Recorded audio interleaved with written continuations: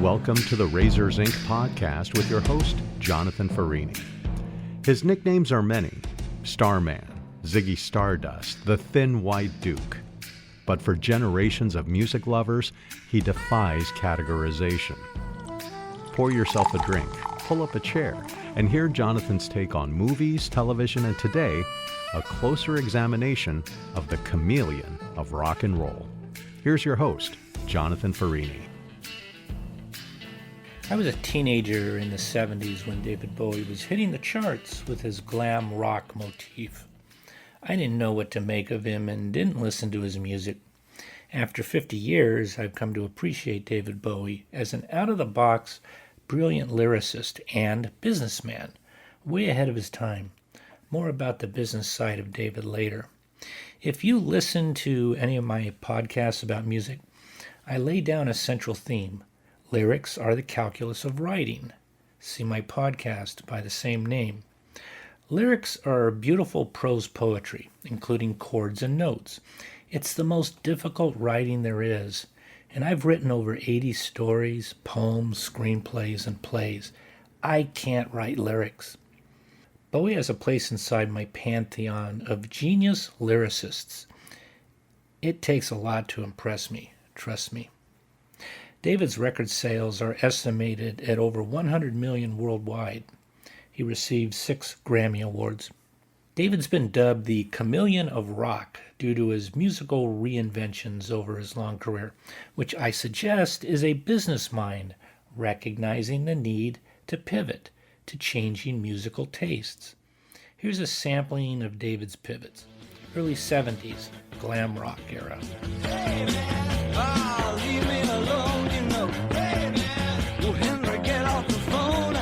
Middle to late 70s, Berlin era.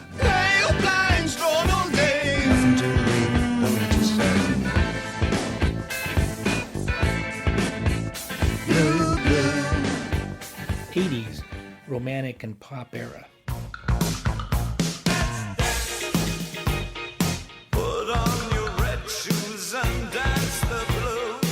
90s, Tin Machine, a band he was in.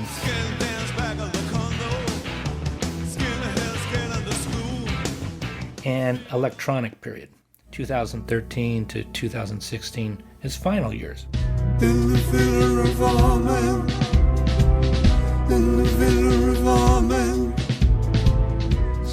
Bowie took acting roles throughout his career, appearing in over 30 films, television shows, and theatrical productions.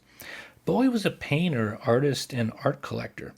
After his death, his family auctioned off his collection for about $41 million. You recall I said David was an astute businessman? More to come.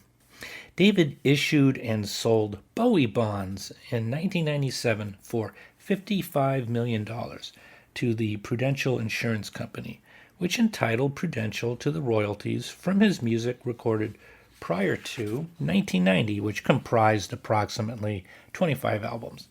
Bowie essentially forfeited 10 years of the royalty income which Prudential was entitled to, but also paid David interest on the bonds. After 10 years, the bonds matured and rights to the music reverted back to David. It was the first modern example of celebrity bonds, and only example I know of. At the time of this podcast, well-known artists are selling outright their music catalogs for hundreds of millions of dollars. Under this scenario, and after taxes, the artist is left with a sizable sum, but rights to the music is gone forever.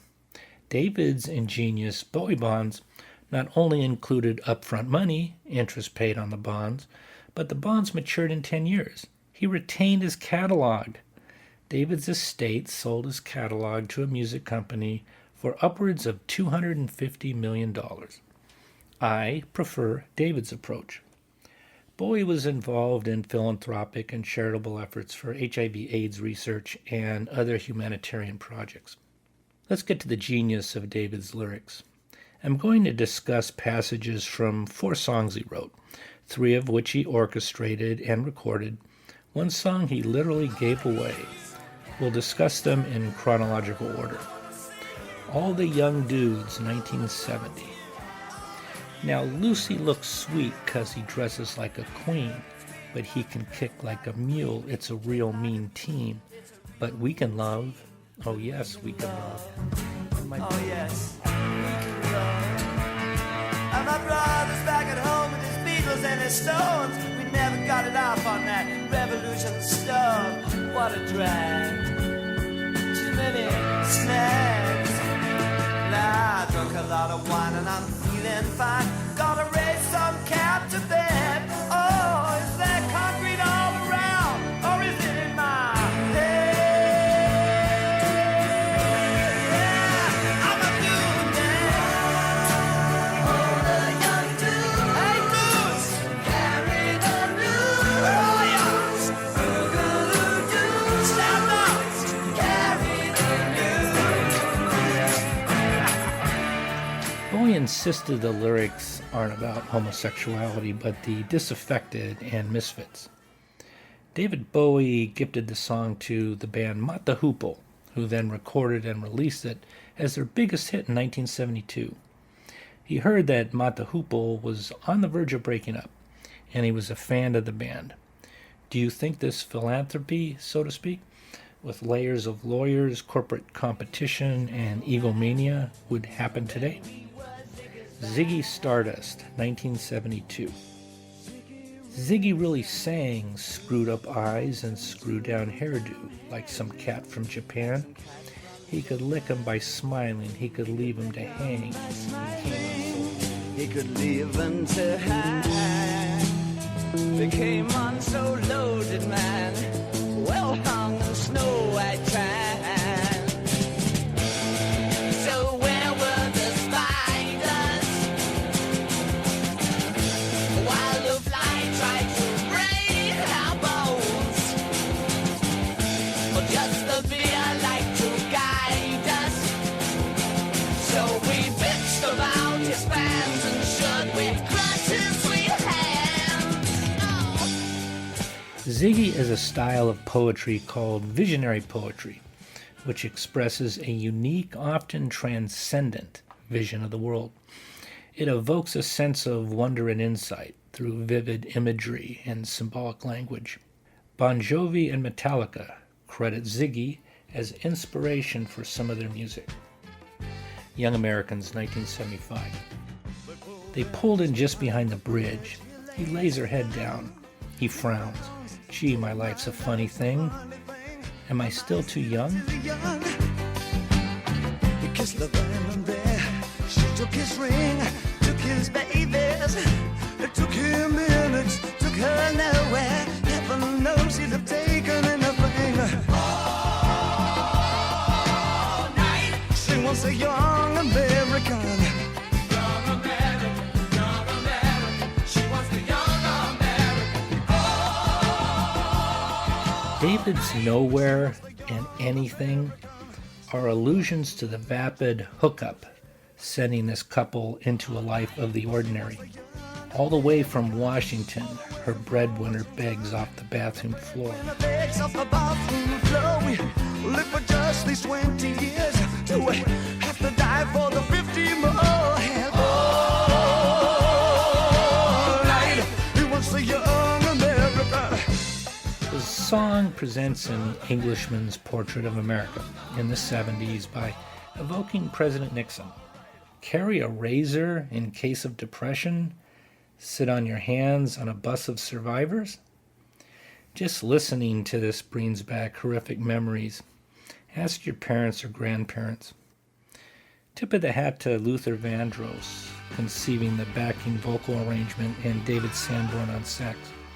Heroes, 1977. I will be king, and you will be queen. You will be queen. Oh, nothing will drive us away. We could be heroes just for one day. We can be us just for one day.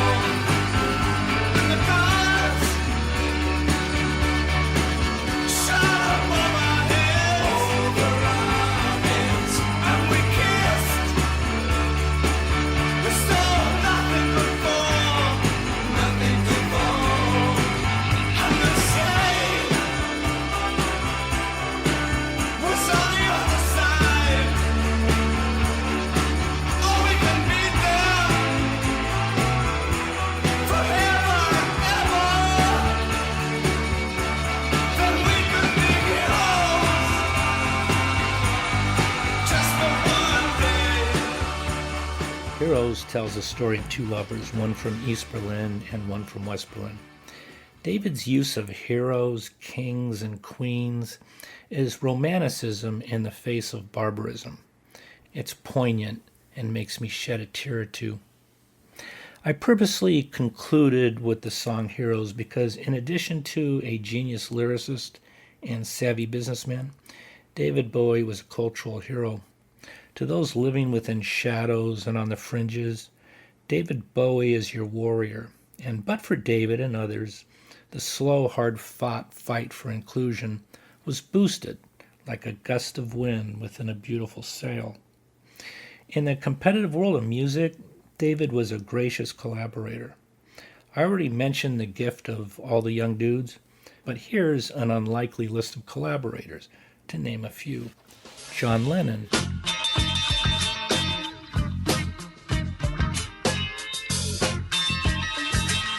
Iggy Pop, Queen,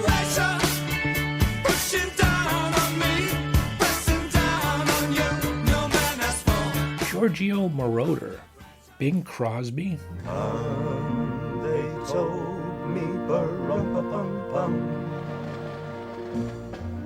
a newborn king to see ba-rum-pa-pum-pum. Mick Jagger. Check out the YouTube video from 1985.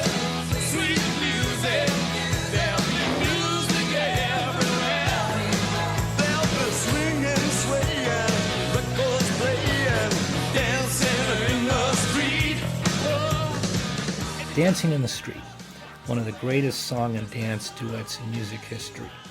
Vibing, athleticism, off the charts. Tip of my hat to the director, videographer, and choreographer. David Bowie was born David Robert Jones in 1947, London, England. He passed at age 69 in 2016. I don't care about David's personal life. You can look up the marriages and his own remarks about sexuality. He was a Renaissance man, great lyricist, arranger, singer, artist, actor, and businessman. When a songwriter's lyrics surpass the writer's death and continue to inspire like the greatest poets and writers in history, you're a hero. I tip my hat to you, David. I'd like to think you're inside the pantheon of lyricists, looking down upon us and understanding all the young dudes and chicks are doing our best to be heroes. Until I see you next time, please leave behind a soft footprint, and class is dismissed. In addition to his music, when you look at David Bowie's contributions to the screen, from The Man Who Fell to Earth to Merry Christmas, Mr. Lawrence to Labyrinth, you wondered, is he an actor who sings or a singer who acts? Regardless, Bowie's on-screen performances and characters were always just a bit skewed, often understated, and thoroughly original. But then again, the exact same things could be said for his music. You've been listening to the Razors Inc. podcast with Jonathan Farini. Be sure to check out Jonathan's collection of fiction at the Jonathan B. Farini Story Collection at jonathanfarini.com. Also, look for 2 of Jonathan's short stories, Sales Made of Cash and Raging Rails and Campfire Tales, in Letters from the End of the World, a 2025 poetry and prose collection from Scars Publications. Get more information at scars.tv or drop an email to razorsincpodcast@gmail.com.